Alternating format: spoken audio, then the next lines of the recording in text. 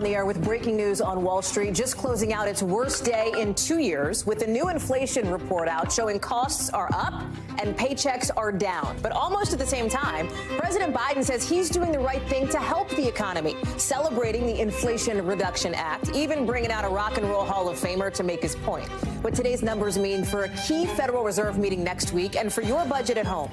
Plus, an emotional night in London as the body of Queen Elizabeth II is just now returning to Buckingham Palace, and a rare glimpse at a raw moment for King Charles as he balances duty and grief. Plus, Elon Musk, now one step closer to owning Twitter, whether he likes it or not. And he doesn't, as a whistleblower is telling lawmakers the site causes real harm to real people. And the owner of the Phoenix Suns getting a 1-year suspension after a new investigation laying out his inappropriate conduct at work. What we're hearing today from Robert Sarver and the NBA about these allegations. Plus, the power of representation on display in the new Little Mermaid movie. How Halle Bailey's portrayal of Ariel is opening up a bigger conversation. We've got that talker of a story later on in the show. Hey, I'm Hallie, and tonight we're getting this split screen on the economy, where in the last hour, President Biden says he's doing the right thing. But markets are closing with their worst day since June of 2020, all because of this new inflation report, showing just about nothing you need to live is getting any cheaper, and the money you earn just can't keep up. You've got the Dow down nearly 4%, the S&P more than 4%, NASDAQ more than 5%, with that sell-off probably driven by this concern that a week from now, Fed Chair Jerome Powell will look at these pretty ugly Labor Department numbers and get super aggressive on interest rate hikes. So what did this inflation report really show? Costs ticked up by 0.1% since last month. So things are 8.3% higher than last year, meaning inflation, yes, it is stubborn. In dollars and cents, what does that mean? Check out a typical trip to the grocery store. Last August, a gallon of milk, a dozen eggs, and a loaf of bread combined cost $6.73. Today, it's more than $9 just for these 3 staple foods, stuff you probably buy every week. And a lot of Americans are feeling that pinch. You can't hardly afford food. I mean, it's gone crazy. Even a drink's like $2 and something cents. The big trend here, it's not just the stuff you want that costs a lot, it's the stuff you need. Rent is up the most it's been since Oprah made her TV debut back in 1986. The electric bill, the biggest jump since 1981 when the first space shuttles took off. And health insurance, that's up nearly 25%. I can't even give you a comparison historically for that because it's never happened before. It's never been that much, right? So even though you may be making more money, it feels like it is worth less because you're paying more for all of this stuff. So with this as the entire backdrop, you might be asking, so how is it that inflation isn't even worse? Well, gas prices, they've been dropping for 13 weeks straight. 3 months ago today, we were over $5 a gallon. Today, just $3.70 on average. And that's enough for the president to take almost kind of like a sort of victory lap, even bringing out James Taylor, that Grammy Award winner, to celebrate Democrats' Inflation Reduction Act. In the end, every single Republican voted against this historic law. So it fell to the Democrats to meet this moment and deliver for the American people. And that's exactly what we did. We'll talk about the president's message on that broader climate and health care spending bill with Kelly O'Donnell in just a second. But I want to start with NBC's Stephanie Ruhle. So, Steph, help us understand this, right? Why is it that the markets, we talked about the numbers on the Dow, the NASDAQ, S&P, et cetera. Why is it that the markets seem so surprised by this inflation report? Not necessarily surprised, but sort of the realization is sinking in that inflation isn't going anywhere, not anytime soon. So what has the Fed done so far? Because that's the only real tool we have to fight inflation. They've raised rates. And the thought was when they raise rates, we're going to start to see prices level off or even drop in a big way. That hasn't happened in a significant way yet. Now, they're not continuing to skyrocket, but they're stubborn. That's a really good word that you used earlier. They're stubborn. So that most likely means that the Fed will continue to raise rates. That's the tool they have. And when the Fed raises rates, what does that do? It makes things more expensive to borrow. Where does that impact the markets? Well, if you're a major business, you're borrowing all day long. It costs more money for you to run your business. And the big difficult thing for the Fed is how do I slow the economy in raising rates, but not slow it so much that I tip us into recession? And we've had the benefit of having strong wages and a very strong labor market up until now. That's the cushion. But the fact that inflation continues to stick around, it means this thing is difficult. Not that the president's wrong in running the victory lap on IRA, but it means we have a complicated economy. You said the word that I think speaks so much to this moment that we're in economically, which is complicated, right? Because as you are fond of telling me and our viewers and our listeners, the markets are not the economy, right? Investors and what they do is not the economy. Inflation is not the economy, but it's all pieces of the bigger puzzle. And the New York Times is out with this interesting chart showing that even parts of the economy that have been good are starting to be a little bit more on the edge. Earnings growth, consumer spending, job openings, as you've talked about. What should the takeaway for people be? How should we be feeling and how should we be thinking about the Fed's meeting next week? Okay, but those things are expected, right? Earnings growth, when it costs more money for you to run your business, that's going to impact your business. The fact that you're seeing consumer spending go down, that's the idea, right? The economy was so hot. Demand was up there. We're spending. And when we're spending, we're pushing prices higher. So while these aren't good headlines, wait, consumer spending's down. We wanted consumer spending to slightly cool in order to cool the economy. The same thing in the housing market. People are suddenly saying, wait a minute, it sounds like housing prices are going down.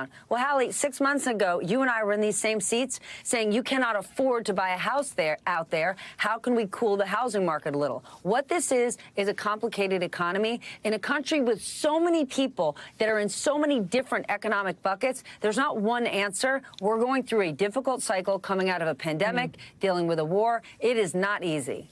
Stephanie Ruhle, it's great to have you leading off the show tonight. Thank you, Steph. Appreciate it. Let's go to Kelly O'Donnell now at the White House. So, Kel, for all those reasons, right, that Steph and I just talked about, it feels like President Biden is walking this kind of tightrope here along with the White House, right? On the one hand, looking at this inflation report, I'm sure they'd like to see slightly different numbers, right? On the other hand, wanting to celebrate a bill that the president and Democrat worked hard to get into law. Exactly. In some ways, there's a lot of pressure on a White House to live in the moment and to be responsive to what Americans are feeling today and to react to the news events of the moment, the inflation numbers that came out today, the experiences that people feel when they go to the grocery store or they're paying bills at home.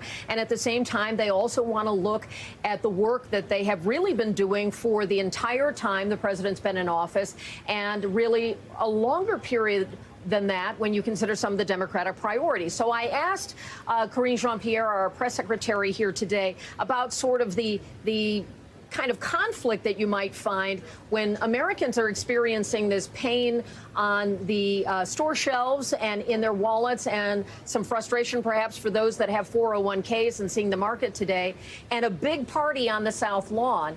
And part of what she responded to is that these are long-term goals of the Democratic Party and President Biden to try to achieve some aims that are a part of the Inflation Reduction Act that they think will, over time, reduce costs for Americans. Not all of it rolls out immediately. There are some benefits to Americans who do things in the climate space, where if you buy certain energy-efficient products, there are some rebates. There are things in the healthcare space where you will see a reduction in the cost of getting healthcare on the exchanges under Obamacare. For seniors, there will be a reduction in the cost of prescriptions. So there are things that will reduce costs for Americans. It's not something that's like flipping a switch. And there are policy objectives that this administration believes are in line with big long-term goals. So they consider it worth celebrating. And so they're going to do that and have that moment, as we saw play out with hundreds of people on the South Lawn and some fire and rain from James Taylor. Jamie, a little Jamie, and You Got a Friend in Me, I heard, was played as well by the illustrious artist, if you will. You know, what's interesting here is the president also, as he sort of praised Democrats, also went after Republicans for, he says, doing nothing on inflation. And when you look at polling numbers and approval ratings, people think he is doing better on the economy. It's still underwater at 40% rather, but that is up something like 7 points from back in May. It feels, Kelly, and you help me understand this based on your sourced reporting here, that the White House feels like going on offense on this could actually work in their favor. They have had sort of a constellation of some events that have worked in the president's favor, and they want to build on that. And they believe, especially this close to the midterms, that more fiery rhetoric and working to try to make the argument that the policies are the right ones under their view of how government should work, that that's the right way to go. And they also believe that that will be reflected in how Americans view this president. So he has had some really hard days when it comes to polling and has had some improvement. A little bit of positive improvement is definitely something that this White House wants to tout. To get some momentum working toward the midterms is what they're looking for. And we're seeing the president become more engaged politically. And then when you have legislative achievements, and there have been a number of them, some have been purely Democrats only. This was one of them, using the reconciliation tool where they only needed Democrats' votes. And then there have been some where they've been able to get Republicans on board as well. So they're doing whatever they can to try to get Democrats' attention, to keep them motivated and get them to turn out.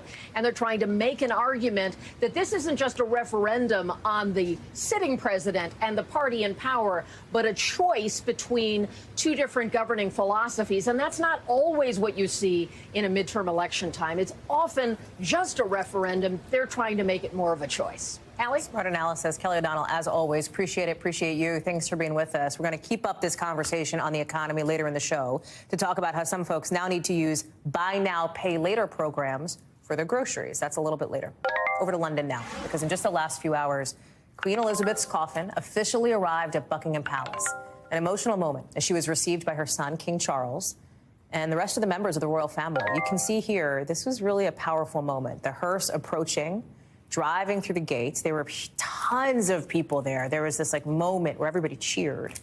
And even bigger crowds are expected for her lying in state, with the public set to have access to her coffin 24 hours a day. All of it after a busy day for the king and queen consort, Camilla, as they toured Northern Ireland. This is them outside meeting people near the royal residence there. The king also talking with members of the Northern Ireland Assembly. His message today, that he's committed to helping all people in that part of the UK. Lindsay Reiser is joining us now. And Lindsay, it is obviously very late to where you are in London for us, but people already have started lining up to be able to, in person, pay their respects to the Queen in front of her coffin there. They still have a ways to go. The viewing only starts tomorrow afternoon. Talk about what we can expect to see, what it's like in London right now as they get ready for this. Hallie, the devotion is real. The Queen, so beloved here that even in the wind and the rain and the cold, people are waiting not only to see Her Majesty's coffin enter Buckingham Palace for the last time, but also to stake their claim as we expect that procession, the very solemn procession, to happen tomorrow when Her Majesty's coffin will be transported from Buckingham Palace to Westminster Hall, where it will lie in state. Hallie, this is one of the largest security undertakings in London history. Anecdotally, there are barricades everywhere.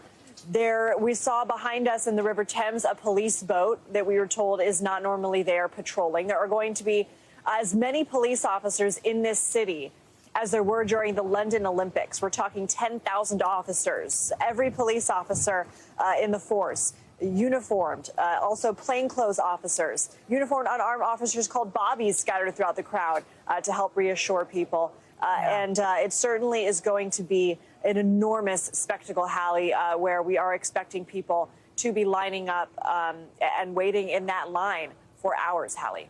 There has been such an interesting, I think, public-private dichotomy here, because obviously saying goodbye to a queen is such a public process and event, and there are hundreds of thousands of people who want to pay their respects. But for a family in mourning, right, there is also this very private component. You saw it as the Queen's hearse pulled into Buckingham there, like the people outside, right, but then the private moments inside.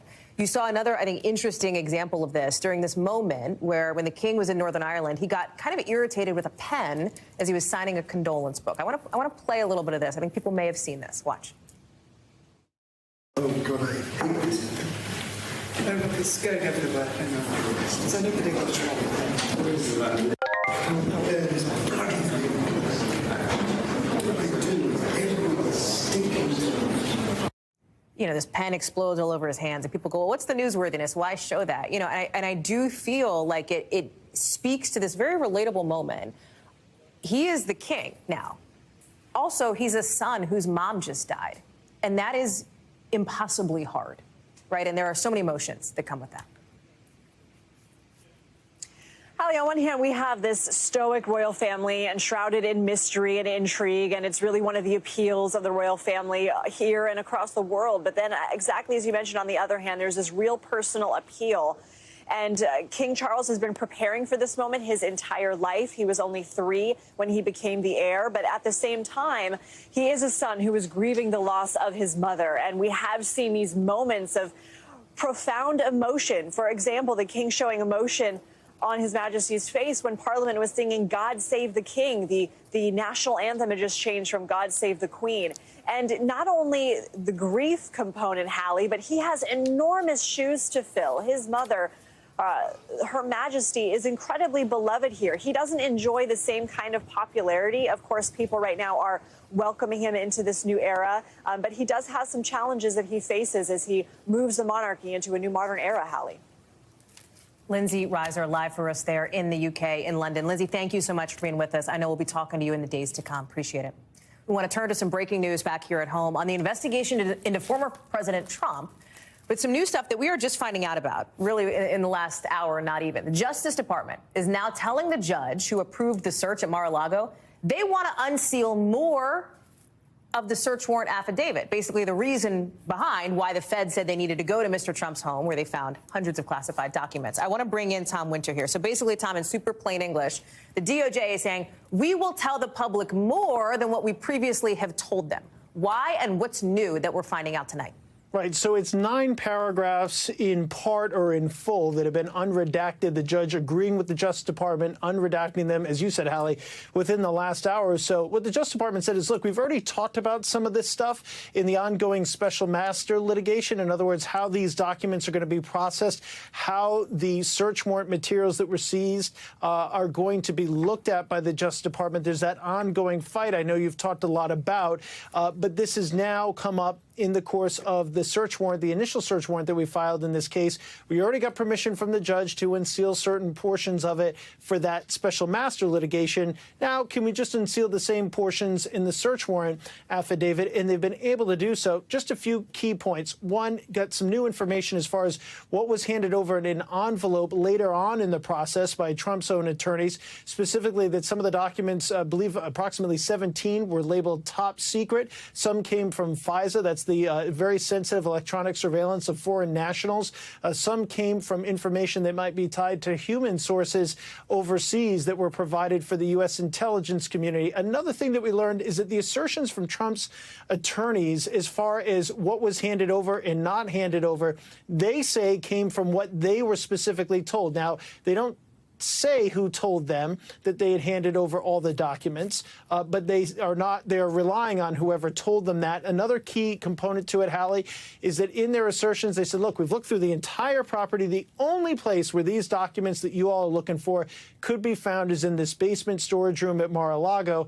And now, according to the Justice Department and what we've been reporting for weeks, Hallie, is that there was not an insignificant amount of material that was found in the former president's own personal office. So there appears to be some pretty stark differences and contradictions between what Trump's attorneys told the Justice Department and what they ultimately found. Tom Winter, thank you for that new reporting for us tonight. Appreciate it. Also in D.C., the verdicts for 3 men facing multiple criminal charges for what they did on January 6th. They're rolling in right as we came on the air after a 2-week trial, a bench trial. Right? That means it wasn't a jury, but a judge deciding their fate.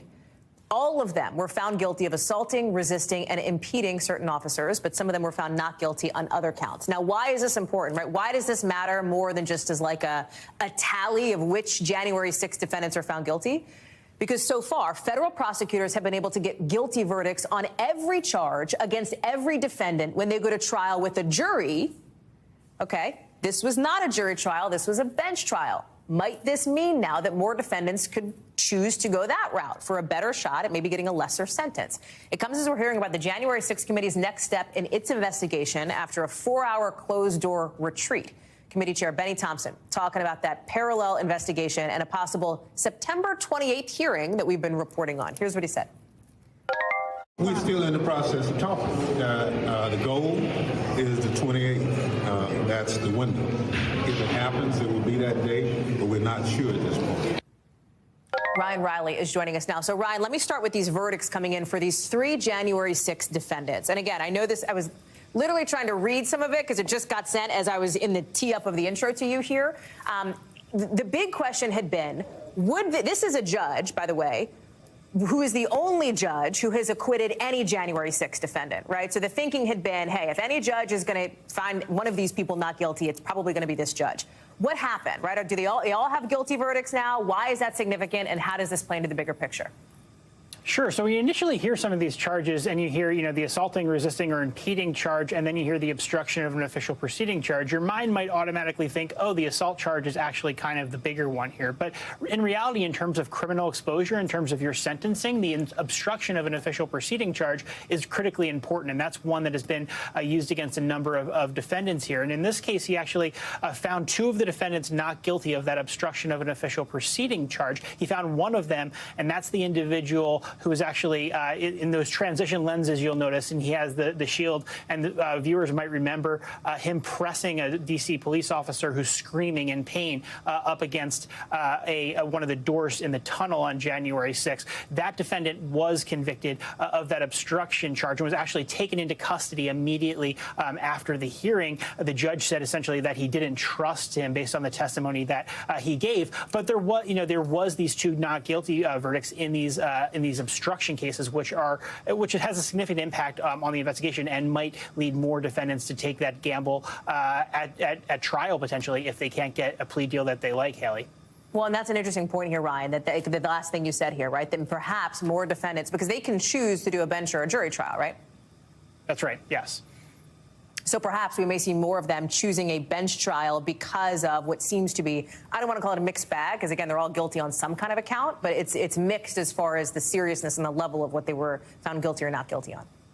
That's right, and a lot of this is sort of luck of the draw on the judges. I think these defendants got a judge who is sort of, has made political comparisons and said, why isn't DOJ going more aggressively against other folks, in other areas? So I think that they've gotten certainly a judge who is at least sympathetic to some of their claims, and they would say, I think some of the defendants would be more likely to give them a fair shake. But overall, I would still classify it as a win, although it doesn't give them the same exposure without the obstruction of justice charges guilty for 2 of the defendants. That doesn't give them the same exposure that they would otherwise had this gone to a jury trial potentially, and we see a different verdict there, Hallie.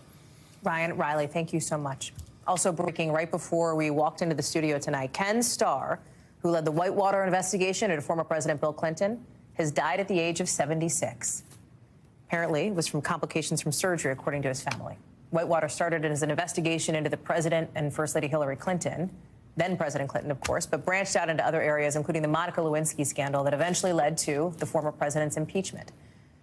Joining me now is Ken Delaney. And Ken, again, this is developing as we're coming on the air. He was an important political figure, obviously, in Washington, particularly when it came to, of course, the height of the Clinton impeachment trial. Help us understand what he meant to people in Washington and his legacy. Yeah, Hallie, before Whitewater, Starr had a long and mostly anonymous career as a conservative judge and lawyer, nominated by former President Ronald Reagan for a seat on the U.S. Court of Appeals in the Washington, D.C. Circuit, and serving as U.S. Solicitor General under then-President George H.W. Bush. And Starr actually argued 36 cases before the Supreme Court. But he is, of course, best known for leading the special investigation, the special counsel investigation into Whitewater, that catch-all name for a sprawling set of inquiries that began as a probe of real estate investments by then President Clinton and First Lady Hillary Clinton. It later branched out to encompass a number of other areas. The most notorious of those involved the president's extramarital affair with Monica Lewinsky, which started when she was a 24-year-old White House intern. We'll recall that Clinton falsely denied the relationship under oath in a civil deposition, was impeached by the Republican-controlled House on perjury and obstruction of justice charges, but acquitted by the Senate. Starr was a sixth-generation Texan. He served as president of Baylor University from 2010 to 2016. He was actually removed from that role after a sex assault scandal involving the football team erupted on his watch. And as you said, 2 years ago, Starr was a member of former President Donald Trump's defense team in Trump's impeachment trial in the Senate. And as we all recall, Trump was acquitted in that proceeding, but a consequential figure over really multiple generations in Washington, Hallie. Ken Delaney, and thank you for bringing us that developing news. Appreciate it. Just a few hours ago, a majority of Twitter's shareholders voted to approve Elon Musk's $44 billion deal to buy the company, a deal that Elon Musk is trying to back out of. So this means that regardless, Musk and Twitter are heading to trial next month to figure out whether the world's richest man actually has to go through with buying the social media company. One thing happening today that'll probably come up then, whistleblower Peter Zatko's testimony in front of the Senate today about Twitter, he says, allegedly misleading regulators about its lack of cybersecurity defenses. The company's former head of security telling lawmakers thousands of employees at the company have enough access to tweet as other users, even government officials, although he hasn't seen it happen at that level. Listen to this. It's not far-fetched to say that an employee inside the company could take over the accounts of all of the senators in this room. Twitter responding to the hearing today, saying that it confirms, in their view, that Zatko's allegations are riddled with inconsistencies and inaccuracies. Eamon Javers is joining us now. So, Eamon, let me start with Zatko talking to the committee about Twitter, saying that the company creates real harm to real people. I'm not a senator. You're not a senator. The vast majority of Twitter users are not members of the Senate. What is the impact on them, right? Like, what is the concern here for the average Joe who's on Twitter? Well, look, nobody wants foreign spies sliding into your DMs, Hallie, and that's sort of what he's talking about here. He's saying that Twitter is running such a loose shop internally that thousands of engineers inside the company have access to all this back-end data. Foreign intelligence services are exploiting that to their advantage, gleefully sucking up all that data that Twitter has on people around the world. And, of course, for average individuals, you know, the company has so much information on those of us who use Twitter, including our DMs, but also everybody that we're in contact with, our whole network, to map out the relationships and personal information like your cell phone number, what kind of browser you're using, where you might be at any given moment. All of that, Zatko suggesting here, could be at risk. This was a very tough hearing, you've got to say, for Twitter. Take a listen to this exchange with Zatko and Senator Blumenthal of Connecticut. Would you agree with me that Twitter has put its users' health and safety severely at risk? Yes, sir. And it's put the national security severely at risk? Yes, sir. And that's why you heard that sharp response from Twitter that you just read on the air, Hallie. I mean, this is a company that feels like it's being subjected to all these false narratives. They say this is inaccurate, this is unfair, but the day really belonged to Mudge, as he's known, the hacker turned security consultant with the nickname of Mudge, testifying today and capturing everyone's attention. What does Mudge want to get out of this? What's the end game for him here? You know, he said today, Hallie, that he loves Twitter. He thinks the company has an important role to play. He wants it to tighten up its security. And he really feels like, he said, you know, the company's just prioritizing profits over security. It's just dealing with the next big crisis in real time. And they just never get to these back-end security problems because they're never front of mind for a company that's desperately trying to build market share, to build audience size, and to make money. And he's trying to call attention to that and force the company to deal with it. We'll see whether it does under its current ownership, or if Elon Musk takes over, whether he'll apply some of his billions of dollars to solving some of these problems that Mudge outlined today. If Elon Musk takes over, it will be incredibly begrudgingly because he doesn't want to do this deal. We talked about this trial. Buyer's remorse. Right, exactly. The trial's going to go forward in October, whether Musk likes it or not, right? Like, this is, the train is out of the station at this point. And these two pieces of news here today, the shareholder vote and Mudge, Zatko's testimony here, it all is kind of the backdrop to what we're going to see next month at this trial, right? Like, it all kind of shapes this whole thing that we're going to see. Yeah, remember what Elon Musk did was earlier this year, he said, I'll take over Twitter. I'm going to bid $54.20 a share for the company. That seemed like a great deal to him at the time. Well, you know, not so much. Twitter's share price collapsed. It's down to $41 and change today. Now he's vastly overpaying for this company, wants to get out of that deal, and it's going to cause him all these headaches politically in terms of all the social issues. He doesn't want to do it anymore. Now he's latching on to what Mudge was saying on Capitol Hill today and saying, aha, look, Twitter did something wrong here in the acquisition process. They've lied to people, therefore I should be out of this deal. Not clear that that's going to work. We might have a situation here where Elon Musk has to take over Twitter and doesn't want to have anything to do with it at the end of the day. Eamon Javers, it is a fascinating story of our time. I'm glad you're on it. It's good to see you, friend. Thank you. Earlier today, the U.S. saying it should come as no surprise that Ukrainian troops have seen such a dramatic turnaround, managing to push Russian troops back in the northeast part of the country. The Pentagon saying if anybody's surprised by this, it was probably just Russia. It comes as Ukraine today says something like 150,000 people have now been liberated, they say. And they're backing up some of these claims with video, showing their army tearing down Russian flags, celebrating, burned tanks. Ukrainian President Volodymyr Zelensky saying they freed the equivalent of about 2,300 square miles. And if you're wondering how big that is, their defense ministry tweeted out this point that that's about more than the area of the state of Delaware, which is the home state, of course, of President Biden. Megan Fitzgerald is joining us now. And Megan, the overwhelming sort of feeling around Ukraine over the last 72 plus hours has been that it has made some significant strides. The question is it enough to turn the tide here? And what does this mean for Russian morale? Yeah, that's exactly the question that everyone wants to know. Is this a turning point in the war, or is this just a momentum shift? And we've been talking to government officials here in Ukraine. Of course, Ukraine believes in their country. They believe that this is a change in the tide. They believe that they're going to win this war. And so, you know, you take a look at what they've been able to do within the last 2 weeks, as you mentioned, liberating 150,000 people, taking back, you know, more than 2,300 square miles of land just within the last couple of days. Officials are saying that they were able to liberate another 300 villages and settlements in the northern part of the country.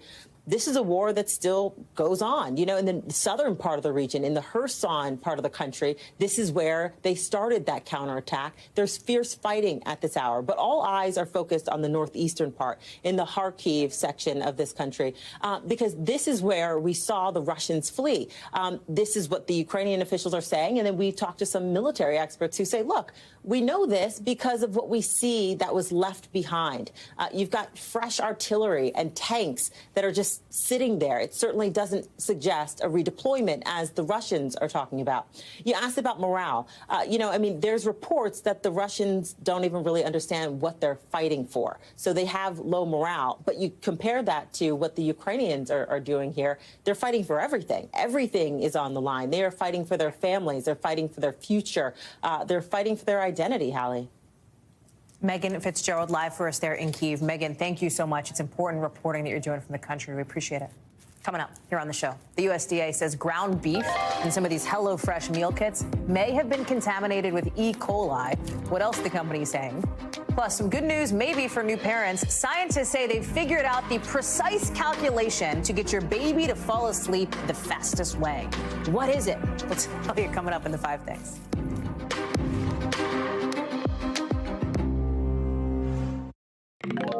One of the most powerful people in sports being punished by the NBA today. We're talking about Robert Sarver, the owner of the Phoenix Suns and the WNBA's Phoenix Mercury, getting suspended for a year and fined $10 million. Why?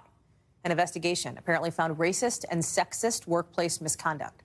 Sarver allegedly used a racial slur and said a bunch of other things that you really just shouldn't say at work. The NBA says Sarver used the N-word when recounting what other people had said. He's said to have yelled and cursed at employees and made multiple sex-related comments at work. The league started investigating Sarver in November after an article published by ESPN. Today, Sarver says he takes issue with some aspects of this NBA report, but is still apologizing. In a statement, he says good leadership requires accountability. I want to bring in Kathy Park. And this was, Kathy, an extensive report, right? Something like 300 plus employees ended up doing interviews with investigators about what it was like inside the organization. The NBA says the Suns cooperated with this. Tell us more about what we know. Yeah, hundreds of staff were interviewed, 80,000 documents and materials. But, Hallie, this really snowballed, as you mentioned, when ESPN initially came out with a report November of last year. That is when, and shortly after that, a New York-based law firm was commissioned by the NBA to look into Sarver's allegations. And in that probe, several things surfaced. And you mentioned some of them. He was accused of using the N-word on multiple occasions. inappropriate language when talking about women, also accused of bullying as well. So today, with this news breaking, Sarver did issue a statement, apologize to those people who might have been offended by his actions. He owned up to these transgressions, and he said, looking ahead, he is going to be accepting the consequences moving forward. NBA Commissioner Adam Silver in a statement said, and I want to quote here and show people what he said, that the conduct described in this investigation is troubling and disappointing. He says, we believe the outcome is the right one. This $10 million fine, by the way, that's the max allowed under league rules here. Based on your reporting, what is the message that people think this sends to other owners, to other leagues? Yeah, so Hallie, in addition to the $10 million, he's going to be suspended for a year, so you won't be seeing him around for quite some time when it comes to events, games, activities tied to the WNBA as well as the NBA. But as far as that message goes, you know, this is getting a lot of traction on social media, and a lot of people have different things to say, but they're saying, look, this was just a one-year suspension. And another name that's being tossed around now, you might remember Donald Sterling back in 2014. He also was caught making racist comments. Well, he also had to pay a hefty fine. However, he was banned for life from the game. So they're saying, look, just a one-year suspension just isn't enough. Hallie? Kathy Park, live for us there out west. Kathy, thank you very much for that. Let's get you over to the 5 things our team thinks you should know about tonight. Number 1, a jury in Chicago has now officially begun deliberating today in the child porn and obstruction of justice trial for R. Kelly. In the last few weeks, jurors have heard from multiple women who allege Kelly had sex with them when they were minors. Kelly's lawyer argued the government's witnesses were not credible. Now remember, Kelly is already serving 30 years in prison after he was found guilty last year in New York of federal racketeering and sex trafficking. Number 2, Republican Senator Lindsey Graham today introducing a bill to ban abortions nationwide after 15 weeks. There seems to be, at the moment, zero chance, basically, that it could pass the Democrat-controlled Congress. It comes just a few months after the Supreme Court overturned Roe versus Wade and weeks before the midterm elections, of course, just 55 days away now. Number 3, Pope Francis arriving in the former Soviet Republic Kazakhstan earlier today. At a meeting with the country's president, he pushed for an end to what he called the senseless and tragic war in Ukraine. The Pope will be in Kazakhstan for a couple of days, joining a big gathering of international faith leaders. Number 4, U.S. health officials warn ground beef that came in some HelloFresh meal kits in July may have E. coli. The department's telling anybody who maybe has that meat in their freezer to throw it out. Food safety officials think it could be connected to multiple E. coli infections. A HelloFresh spokesperson said the USDA alert came out of an abundance of caution, in their view, and that it's working with the government and the meat supplier on this. Number 5, researchers in Japan say they've finally come up with an exact, precise formula to get a crying baby to go to sleep. In a study published today, they say the trick is to carry the crying baby in your arms for exactly 5 minutes, then sit with the baby in your arms for exactly 8 minutes before then putting the baby into bed, where presumably they shall sleep peacefully and give you a break. New parents, try this out. I'm real curious to see how this goes. Where was this news 2.5 years ago when my kid was 6 weeks old? When we come back, Alex Jones back on trial with another jury set to decide how much he has to pay families of some Sandy Hook victims because of his lies about the massacre. We've got the details after a break.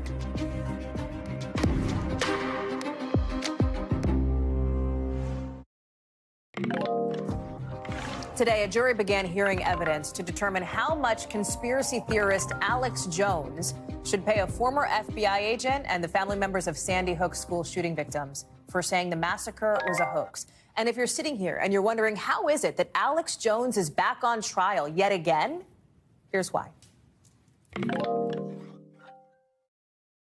You might remember all those headlines from just a month ago. Conspiracy theorist Alex Jones ordered by a Texas court to pay one Sandy Hook shooting victim's family nearly $50 million.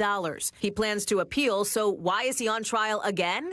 This time, a Connecticut court is taking on a new case to determine how much money Jones should pay different plaintiffs who say Jones's lies about Sandy Hook led to their families being harassed. The challenge is showing not just that the plaintiffs were harmed, but that they were harmed directly as a result of what Jones said. In 2013, just months after 20 children and 6 adults were massacred in Newtown, Connecticut, Jones started mocking the Sandy Hook families on his show. But, the Newtown kids, For years, Jones kept up the lies, spreading conspiracy theories like that the shooting was synthetic, a false flag, or that the victims' family members were crisis actors. It's fake. Obviously, none of it's true, with Sandy Hook families already living a nightmare, compelled to push back. Jesse was real.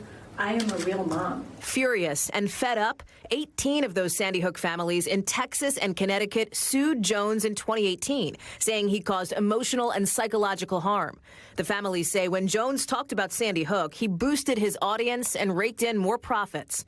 In 2021, 2 judges found Jones liable for defamation. So now in this trial, it's not about whether Jones lied. He's convicted of that. It's about how much money each family should get because of it. When it's only about damages and the jury already knows that he's been found liable, they're going to tee off on this person that caused so much emotional pain to these families and other plaintiffs. I want to bring in now NBC's Ron Allen, who is following the start of this trial for us, with that as the context and the backdrop. So, Ron, bring us up to speed, because I understand an FBI agent testified today basically saying a colleague spent like 90% of her time after the attack dealing with concerns about the harassment of people who live in Newtown, death threats, prank calls, etc. Yes, he's one of the plaintiffs in this case, and it was very emotional. We also heard from a family member who lost a sister who was one of the teachers at the school. And that's the point of what we've been hearing so far. A lot of emotion from the families and plaintiffs about the impact of just not just losing their children, but also of this campaign that went on for year after year by Alex Jones and his followers, which was a campaign to try and just destroy these families, they said. And remember, this was Jones cast this as a plot. He said that the Sandy Hook event was staged by the government because the government wanted to tighten gun control laws and that they were going to come and take people's guns next. So it was a very emotional thing that went on for a very long time. At one point when the FBI agent was testifying, he got very emotional. Here's some of what he had to say and directed some of his comments at Jones. Take a listen. Their children got slaughtered. I saw it myself. And now they have to sit here and listen to me say this. And these people made millions upon millions upon millions. They destroyed everybody. They don't give a damn. And that's the point of this now. How much will Jones be liable for? And the numbers could get up into the millions, the tens of millions, and there's no cap in Connecticut on some of the damages that he's going to be held responsible for. Jones was not in court today, just like in the last trial. He was, in fact, on his show, criticizing the trial. He was asking for financial support. What's also interesting is that his business model, how much money he makes, is coming into play in some of this discussion. Explain that. Well, there's going to be a lot of testimony, and the opening arguments by the plaintiff's family focus to some extent on the metrics. How many viewers, how many listeners did Jones get while he was talking about Sandy Hook? They say a lot, millions. They say that he earned billions of dollars, millions of dollars by selling supplements and collective coins and other things, all tied to his comments about Sandy Hook, and they say they can measure it. Now, remember, the reason that these judges have found him liable without a trial is because Jones didn't provide information. He didn't respond to court directives to provide evidence of his business affairs and so on and so forth. That's why he was found liable, and the families now are really trying to tee into that to say that he has millions of dollars, and the plaintiff's attorney said that this should be at the end of the day that he should be shut down, and that's the kind of language they use. They want to shut him down so that he can't do this again. Ron Allen, thank you for keeping us up to speed on the start of that trial. We appreciate it. Coming up here on the show, health officials say they've confirmed the first monkeypox death in this country. I'll tell you where and what else you should know next in the local. Plus, you might have seen the option to buy now, pay later on stuff like concert tickets or things that are expensive. But what about like stuff that you just need to live, like your milk?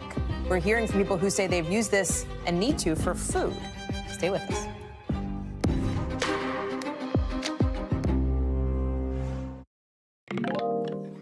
NBC News covers hundreds of stories every single day, and because you could not possibly read or watch or listen to them all, our bureau teams have done it for you. This is what they tell us is going down in their regions in a segment we call The Local.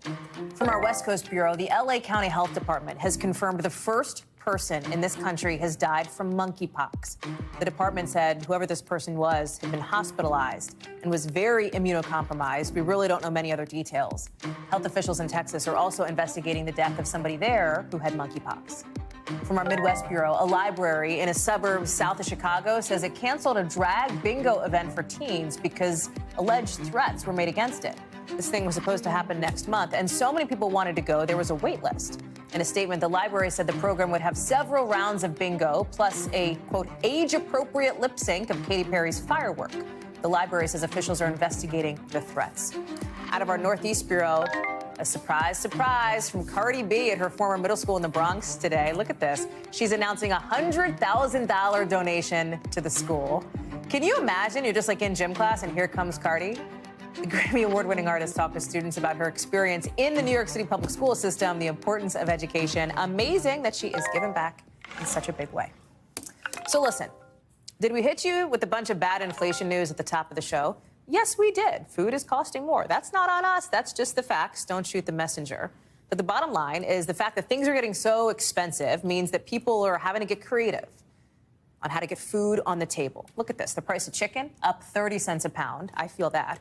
Rice up 14 cents a pound. Fruits and vegetables as much as 20 cents a pound. So some folks are turning to buy now, pay later services that let people pay for groceries in 4 interest-free installments. Right? So you don't owe interest. You can pay in sort of 4 buckets, but there are catches. If you miss a payment, you get hit with a late fee. Maybe it dings your credit, et cetera. Shaq Brewster is covering this story for us live in Chicago. And Shaq, I feel like I see that little box pop up, and I know about it for stuff like concert tickets, right? Or like a piece of exercise equipment or whatever. But for groceries, this feels like kind of a different and new frontier. Exactly, and that's what experts and economists are talking about, in that there's a shift in how people are using these buy now, pay later programs. You mentioned they're popular for things like concert tickets, for Pelotons, even trips. You see them pop up when you're booking on those online sites, but more and more you're seeing people use them to pay for their grocery bill. And you went through some of the advantages that they feel. The fact that they're interest-free payments that you're using. There's some flexible options into how you pay for that growing bill, as you talked about earlier today in the inflation numbers. But they do carry that risk in that people are still taking debt. They're essentially financing and using financing options to pay for food. I want you to listen to some of the conversations I've been having with 2 moms. This will just be one mom, Tanya, who has leaned into this. She's been relying on this. But listen to how her use of these programs has evolved over the year. I was able to buy more snacks for the kids, more extravagant things that I wouldn't normally have been able to buy. The problem was that it, added up. It got to the point where I couldn't afford groceries and I couldn't afford my payments. You keep hearing that pattern where it started with something that you weren't really needing, and now it's something that you do need. It's groceries, and they're stuck in this cycle where they're using these programs to pay for something that's not discretionary. These companies are basically offering a line of credit with no credit check. Are they doing anything wrong, or are they just trying to help out, or how does this work on that end? Look, you talk to experts and economists, and they say the regulations haven't caught up to what's being offered here. Many of these companies are advertising no credit check. Usually they run a soft credit inquiry, so it won't hurt your credit score, but they're advertising and they're targeting these services at people who have bad credit scores. Companies are saying that these are young folks, millennials, Gen Z. The customers skew towards women. So they're not doing anything wrong at this point, but this is definitely new territory, and the federal government hasn't caught up in terms of the regulations compared to credit cards and banks. Shaq Brewster live for us there outside the grocery store in Chicago. Shaq, thank you for that. Still to come, a new Ariel is about to be part of our world. The teaser trailer getting some sweet reactions from the littlest fans. We're going to show you a few of them and talk about why the new Little Mermaid is striking such a chord.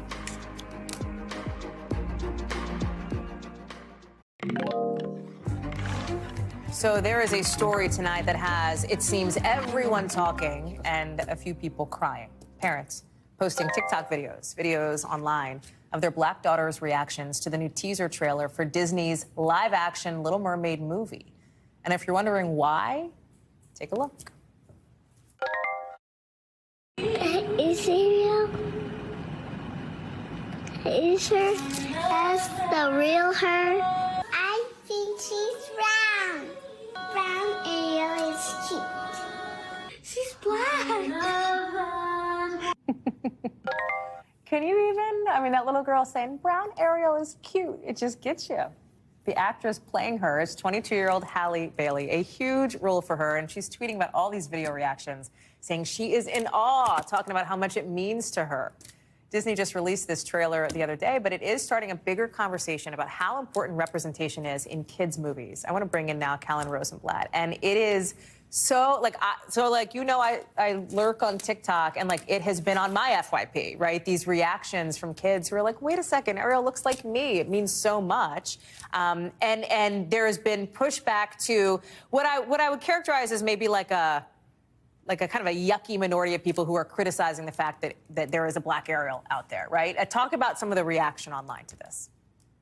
Yeah, Hallie, I mean, first of all, I can't watch those videos without getting choked up myself. I know. I mean, the response is so beautiful. And of course, just like Lord of the Rings or Star Wars or Game of Thrones earlier this year, there is going to be, this unfortunate racist pushback. But I think what's really important here is, one, there are plenty of people pushing back on those racists and reminding them, Ariel is a fictional character. She can be any race or any color that, we determine she is. And I think the thing that's really beating out all those negative voices are these gorgeous videos of these children who are so in awe and so, blown away by seeing themselves in this Disney character. I mean, you could look at the caption that one mother put up for her video, just saying, look at this, look at this video and look at how my child is reacting. It's such a beautiful moment. And I think, one TikToker put it best, Ariel is black now. That's who she is. That is Ariel. From a strictly business perspective, too, setting aside how personally amazing it is, I think, to see these girls seeing somebody who looks like them on screen, there's a lot of buzz, right? I mean, again, Ariel's going viral. Everybody's talking about The Little Mermaid, mostly, obviously, in this incredibly positive way, which I think Disney would have to appreciate. Absolutely. I think Disney has a hit on their hands. I mean, people are talking about this trailer creating buzz. And like you said, it's mostly, this positive reaction to it. So I think, Disney is going to have a hit on its hands no matter, what the film critically turns out to be. I think people can't wait to go see this movie. Callan Rosenblatt bringing us the latest on what is going big online, and this for sure is. Thank you, Callan. Good to see you. That does it for us for this hour. We will have more for you here tomorrow. Same time, same place, as always. Thanks for being with us. Coverage picks up right now.